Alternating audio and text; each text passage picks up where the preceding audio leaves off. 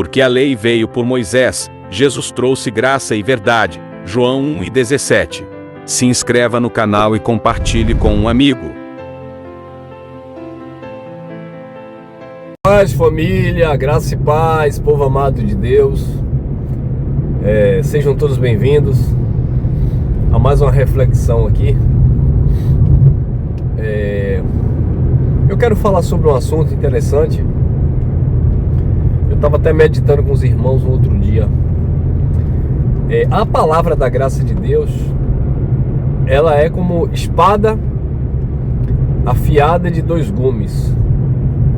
Como disse o apóstolo Paulo, essa palavra penetra e faz divisão entre juntas e medulas e é apta para discernir as intenções da mente, do coração. E uma coisa que eu fiquei meditando foi o seguinte: a mensagem de Cristo, a mensagem de Paulo, a mensagem do Evangelho da Graça, ela tem essas duas características.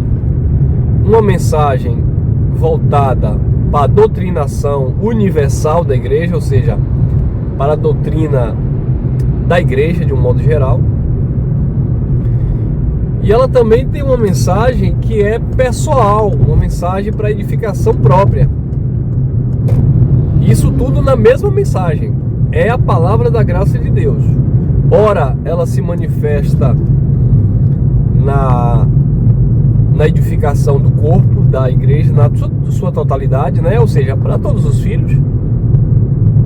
E ora, ela se manifesta para o indivíduo.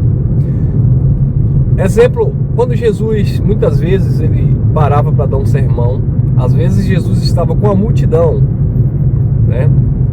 falando ali de uma forma, de um modo geral ali, de um modo coletivo, E às vezes o Senhor estava com um indivíduo, com uma pessoa, no caso de Marta e Maria, duas pessoas ali, Nicodemos, Zaqueu, a mulher ali, a samaritana em João capítulo 4, Então você vê Jesus falando com pessoas no individual, trazendo uma edificação pessoal. E você vê também Jesus falando com o público, trazendo uma doutrinação, uma edificação coletiva. Onde eu quero chegar com isso? Há um perigo, nós que conhecemos o Evangelho da Graça, e eu percebo que muitos irmãos às vezes quer levar a graça só no ponto de vista da coletividade da igreja, no sentido de que Jesus realizou uma obra perfeita, estamos salvos, estamos perfeitos no Senhor, somos, sempre na coletividade, e nunca, claro que eu não estou generalizando, mas nunca leva para o lado pessoal. Como disse Paulo, vivo não mais eu, mas Cristo vive em mim. Como o apóstolo Paulo ensinou que tudo é lícito, nem tudo convém. Então eu preciso entender o que convém à minha pessoa. Eu preciso entender aquilo que me edifica ou aquilo que me domina, e eu não posso me deixar dominar. Então isso aí já é uma mensagem que leva mais para o âmbito pessoal, Então é necessário a gente fazer essa autoavaliação para não ficarmos usando a graça de Deus apenas como doutrina para a igreja, doutrina de fé, e deixando de ser edificado no nosso dia a dia, na nossa salvação diária, na nossa mente renovada. E infelizmente eu tenho percebido isso na vida de muitos irmãos que aprenderam o Evangelho, mas não leva isso para o pessoal. Aí eu vou dar um exemplo. Quando você estava no sistema religioso, você nem sabia o que era doutrina. Primeiro que, se soubesse, não estava dentro da tradição religiosa, não iria passar tanto tempo lá, o pastor pregando o Salmo 23 e o 91 para você ficar lá sendo manipulado. Então, quando nós éramos do sistema religioso, nós não conhecíamos a sã doutrina. Mas o que era que a gente fazia? a gente levava tudo para o lado pessoal, né? E as mensagens geralmente eram essa, né? Para você deixar de fumar, de beber, de se prostituir, porque senão Jesus ia voltar e você ia ficar. É aquela coisa toda que o sistema religioso gosta de fazer, né? Uma santidade na carne, levada sempre para o conceito das obras, não é isso? Irmão Elcio, isso é válido ou não é válido?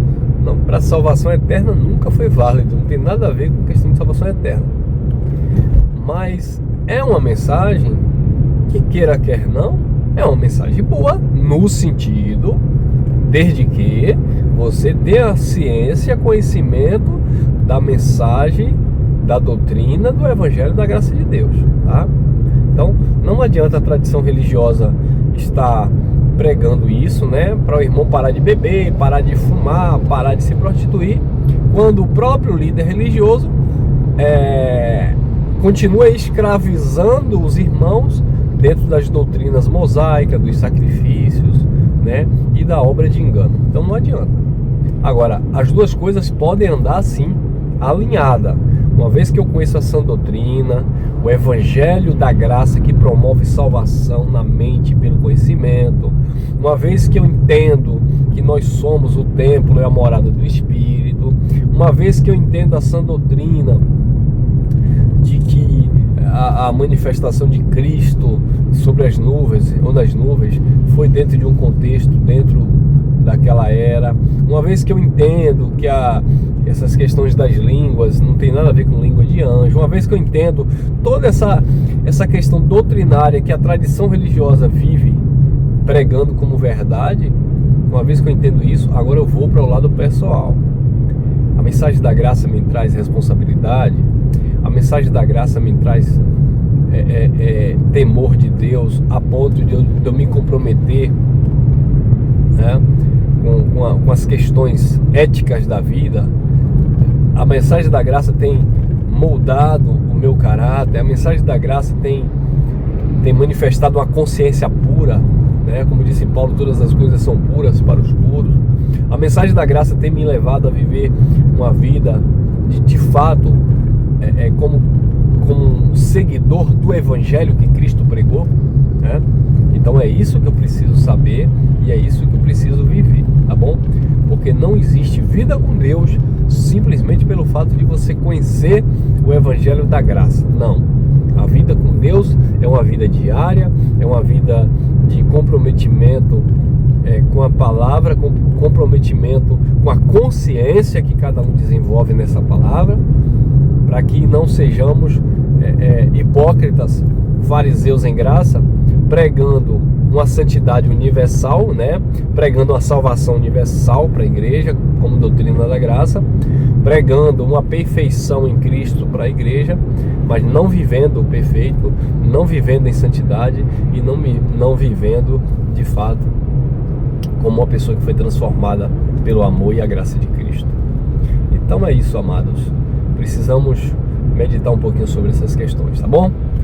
Um abraço a todos, graça e paz, e voltaremos em breve com mais reflexões.